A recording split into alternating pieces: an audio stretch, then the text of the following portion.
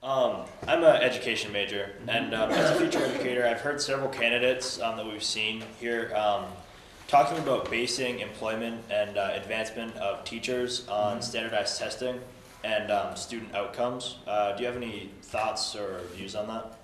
You mean to change that testing system, or? To promote or fire a teacher based on student performance in standardized testing.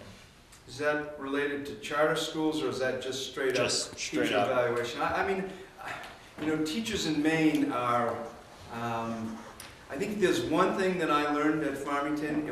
I learned how to learn. And I think that's what Farmington gives to the world. It teaches people how to learn. And it is my great aunt went here in the normal school.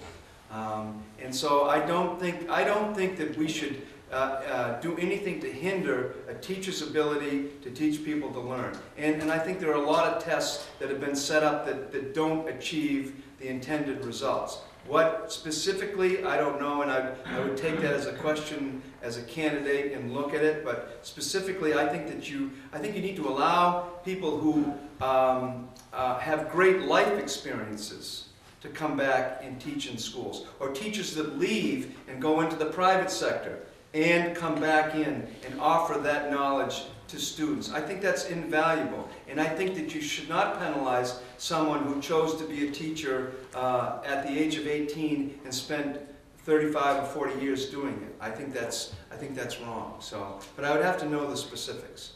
Farmington, if you look at Farmington from a universe, it has given opportunities and educations to millions of children, whether it be in Maine or around the world, and that is something that is very positive. Maine has the highest graduation rate in high school and the lowest graduation rate from college in the country. And we need to change that, because by having the highest graduation rate, it meant that all of these kids wanted to stick it out. They didn't want to drop out. But why didn't they go on and get a college education? Probably economic barriers, probably things like that. One of the best things that's happened in the state of Maine in the last few years didn't come from government. It came from a man that only had a high school education, who decided that when he died, he was going to leave every child that was born in the state of Maine a $500 college scholarship. And I think that was the single most important thing that's happened regarding education in the state. It's a guy named Harold Alfond. And you know, he was a guy that said we need to have more opportunities for Maine kids, and we need to have an educated workforce. I've been very fortunate to have traveled to Ireland many times and spent a great deal of time exploring the value of Irish pubs to a human being. It's a study that it wasn't a UMF major, but I've been involved in that. But Ireland in 1970 decided that they were going to give every child in that country a free education, or semi-free. The graduate work still costs money, and some of the undergraduate work costs money, but basically a free education. Ireland missed the Industrial Revolution. They had the agricultural revolution, and of course we all have read about the famine. And then they had the high-tech revolution, which they were part of. And the country of Ireland, which is much like the state of Maine, in its seacoast and geography and farming, led the European Union for 15 years in increase in gross domestic product. 15 years they led the European Union. Why? If you ask the leaders of Ireland, they will tell you that it's because they invested in education.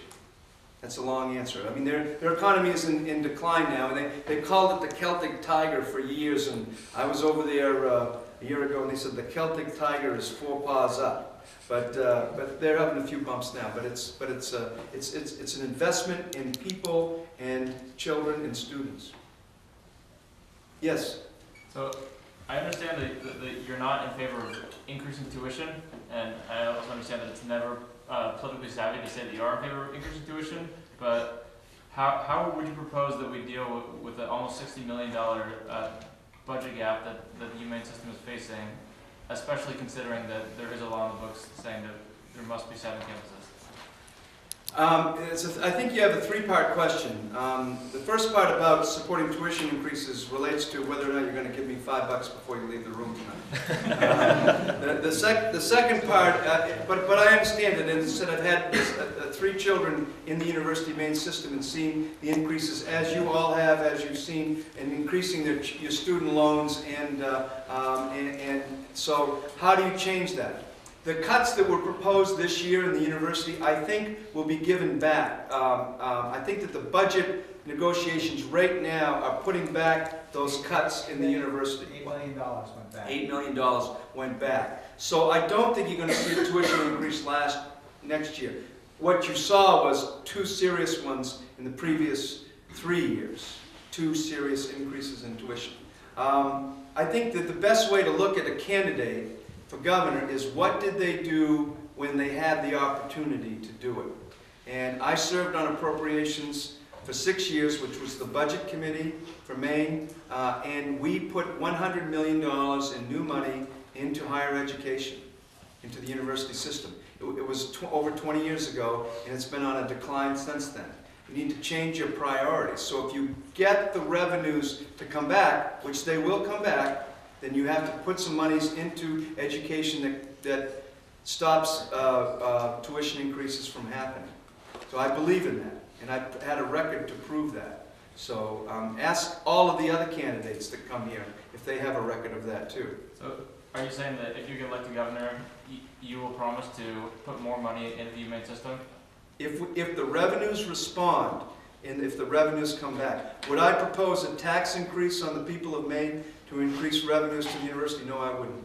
But I think that they've offered a change in the system that may allow some new revenues to come in. And of those new revenues, a piece of them should be put into higher education, as should other things in the state of Maine that have been cut. I was in a department for 7 years and cut my budget every year for 7 years.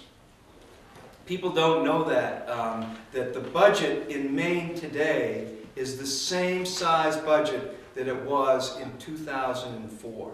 The very same size. So when people say that they've had great, when they talk about Tabor, the Tabor debate, the budgets that have been submitted have been under the Tabor ceiling. So it hasn't been a wild group of spenders in the administration. It's that the revenues have not been as projected. So